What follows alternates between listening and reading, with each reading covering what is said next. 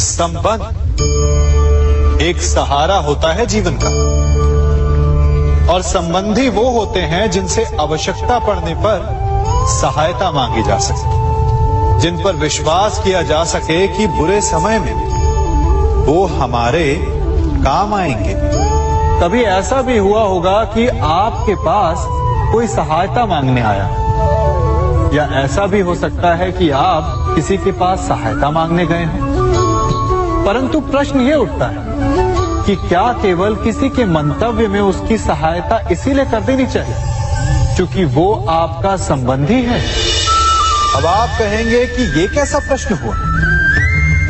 तनिक सोचिए, एक अस्त्र बनाने वाला जब अस्त्र बनाता है तो ये अस्त्र किसको देना है उसका अधिकार उसी के पास होता है। वो चाहे तो ये अस्त्र किसी को भी दे सकता है, वो एक सैनिक को भी दे सकता है या एक डाकू को भी, और यही अस्त्र दो भिन्न कार्य कर सकती है। यदि डाकू के हाथों में आ गई तो उसका भय दिखाकर वो लोगों को लूटेगा, निरपराधों का रक्त बहाएगा।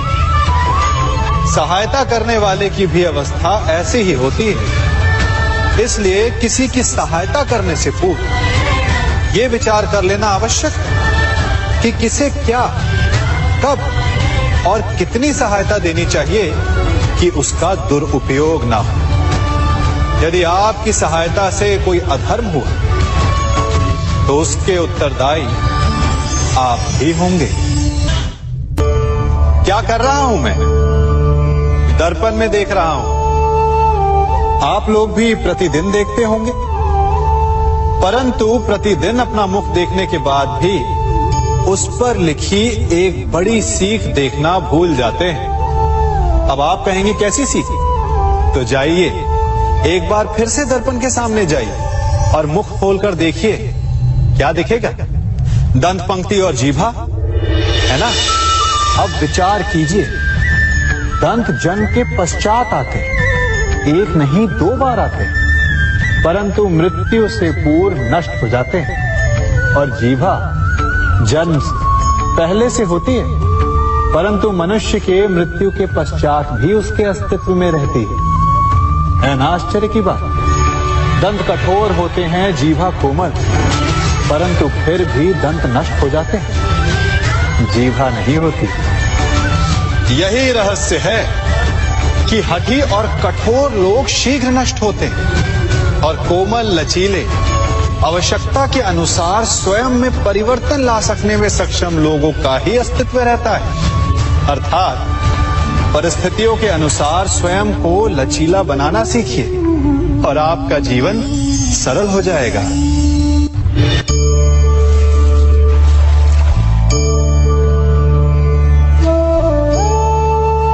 यदि जल को मुट्ठी में कसकर बांधें तो जल कैसे अपना मार्ग बनाकर निकल जाता है?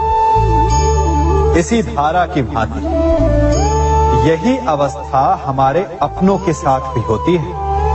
अधिकतर हम जिनसे प्रेम करते हैं, हम सदा उन्हें अपने समीप रखना चाहते हैं, स्वयं से दूर नहीं होने देना चाहते। चिंता करते हैं, भय खाते हैं कि कहीं उनके साथ या उनसे कुछ बुरा घटित ना हो जाए, और ऐसे में हमारे अपने ही हमसे दूर हो जाते हैं, ठीक मुट्ठी में बंधे जल की भांति। इसलिए जिनसे आप प्रेम करते हैं उन्हें स्वतंत्र कर दीजिए, उनकी सोच को स्वतंत्र बनने दीजिए, उन्हें अपने मार्ग स्वयं ढूंढने दीजिए, क्योंकि आप सदा उनके साथ उन्हें मार्ग दिखाने के लिए नहीं रहने वाले। इसलिए अपनों के साथ अवश्य रहें, परंतु उन्हें बांधे नहीं। जीवन में कई बार ऐसे अवसर आते हैं कि आप लोगों से मिलने जाते हैं और उनसे कुछ आकांक्षाएं भी रखते हैं, और कई बार जीवन में ऐसे अवसर भी आते हैं कि लोग आपसे मिलने आते हैं। इसलिए अतिथियों का सम्मान करने से पूर्व सदा कुछ बातों को स्मरण रखना आवश्यक होता है। यदि कोई आपके पास मिलने आता है तो उसके 3 कारण हो सकते हैं। पहला कारण होता है भाव, दूसरा अभाव और तीसरा प्रभाव। तो जैसा अतिथि उसको वैसा ही सम्मान दे। यदि आपके पास कोई भाव से आए तो उसे केवल आपका प्रेम चाहिए, आपका सानिध्य चाहिए। और यदि कोई अभाव में आया तो उसकी उतनी सहायता अवश्य करें जितना आप करने में सक्षम हो, परंतु इतनी अधिक भी ना करें कि वो उस सहायता का दुरुपयोग कर बैठे। और यदि कोई प्रभाव में आया तो स्वयं पर अभिमान ना करें, क्योंकि कभी ना कभी जीवन में आप भी भाव, अभाव और प्रभाव के चक्रव्यूह में फंस सकते हैं। मनुष्य अपना जीवन विश्वास पर जीता है, परंतु विश्वास किसका? तनिक सोचिए, किस पर विश्वास है आपको? महापुरुषों की कही बातों पर, ग्रंथों में लिखे ज्ञान पर, माता पिता की सीख पर, या मित्रों के दिए गए निर्देशों पर, या फिर मेरी कही बातों पर? ये सब विश्वास अपूर्ण है जब तक आपको स्वयं पर विश्वास ना हो। यदि विश्वास करना है तो पहले अविश्वास करने के विज्ञान को भी सीखना चाहिए।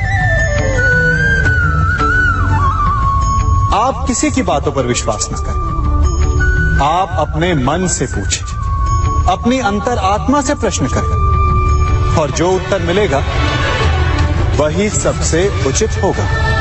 जब आप अपने मन, अपनी अंतरात्मा पर विश्वास करना सीख जाएंगे तो नीति, ज्ञान सब आपके भीतर से स्वतः उमड़ेगा। और यदि आप स्वयं पर ही विश्वास ना कर पाए तो धर्म ग्रंथों में लिखे श्लोक, महापुरुषों की वाणी, माता पिता की सीख या मित्रों का निर्देश कोई भी लाभ नहीं दे पाएगा। जन्म के पश्चात बालक जब पहली बार अपने नेत्र खोलता है तो उसका मन उत्सुकता से भरा हो कि ये संसार क्या है, उसे क्या दिख रहा है। ये उसके जीवन का नया आरंभ होता है। परंतु जैसे हम धीरे धीरे बड़े होने लगते हैं, अनुभव अर्जित करते हैं, हमारे मन की उत्सुकता, हमारे जीवन का चाव होने लगता है। तनिक सोचिए, जब हम सुबह सोकर जगते हैं, अपनी आंखें खोलते हैं, तो उसे ही हम अपने जीवन का प्रारंभ समझ ले तो सुबह से लेकर संध्या तक के समय को ही अपने जीवन जीने का समय समझ ले तो कितनी स्फूर्ति आ जाएगी। आप कितने काम कर पाएंगे, कितने लक्ष्य अर्जित कर पाएंगे। फलों से मिलकर घड़ी बनती, घड़ी से मिलकर प्रहर, प्रहर से मिलकर दिन बनते हैं, और दिनों से माह और वर्ष। यदि आप अपना हर पल, हर प्रहर विश्वास से जिए, हर दिन उत्साह से जिए, तो आपका संपूर्ण जीवन सार्थक हो सकता है। संसार में सबसे बड़ा संबंध कौन सा है? अब आप पूछेंगे कि ये कैसा प्रश्न हुआ? इसका उत्तर तो बड़ा सरल है, यही ना? परंतु इस प्रश्न के भी कई उत्तर हैं।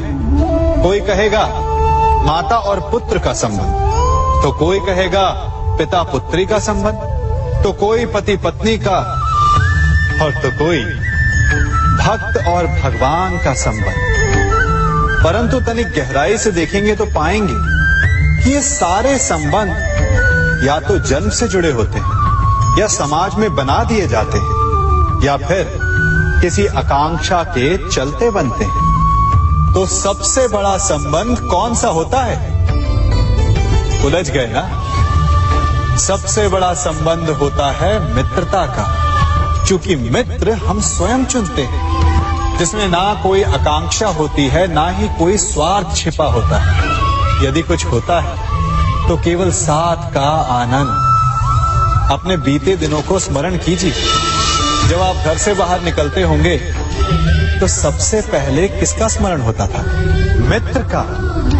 परंतु जैसे जैसे मनुष्य बड़ा होता जाता है, सफल होता जाता है, मित्र छूटते जाते हैं और फिर वो अपनी आय, अपने जीवन के स्तर के अनुसार मित्रता करने लगता है। उसके मन में ये विचार आ जाता है कि मित्रता बराबरी वालों से ही होनी चाहिए। यही सोच अनुचित है, क्योंकि मित्रता बराबर वालों से नहीं होती, मित्रता हमें बराबर करती है। इसलिए नए मित्र अवश्य बनाइए, परंतु अपने पुराने मित्रों को भूलिएगा मत।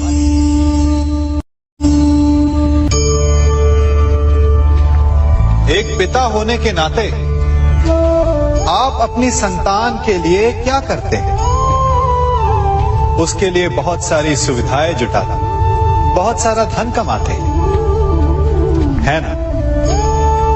और क्या आपको ऐसा लगता है कि यही उचित है आपकी संतान के लिए? इस पंछी को देख रहे हैं, ये भी संतान को जन्म देता है, उन्हें पालता है, पोसता है, उड़ना सिखाता है और भोजन का प्रबंध भी करना सिखाता है। परंतु उनके बड़े हो जाने के बाद उनके लिए अलग से घोंसला नहीं बनाता। क्यों? क्योंकि यदि इसने संतान को सब कुछ करके दे दिया तो संतान क्या करेगी? वो अपनी संतान को तब तक भोजन कराता है जब तक उसकी संतान स्वयं भोजन का प्रबंध करने में सक्षम नहीं हो जाता। और उसका लाभ ये मिलता है कि उसी की भांति उसकी संतान आत्मनिर्भर बनती है। इसलिए अपनी संतान को उतनी ही सुविधाएं दें जितनी आवश्यक है। मोह को त्यागें। आपका उनसे मोह उन्हें कभी आत्मनिर्भर नहीं बनने देगा। अपनी संतान को कर्म करना सिखाइए। यदि आपकी संतान कर्म करना सीख गई तो वो धन स्वयं कमा लेगी, और यदि वो आलसी, अकर्मण्य बन बैठे तो आपके संचित धन का भी नाश कर देगी।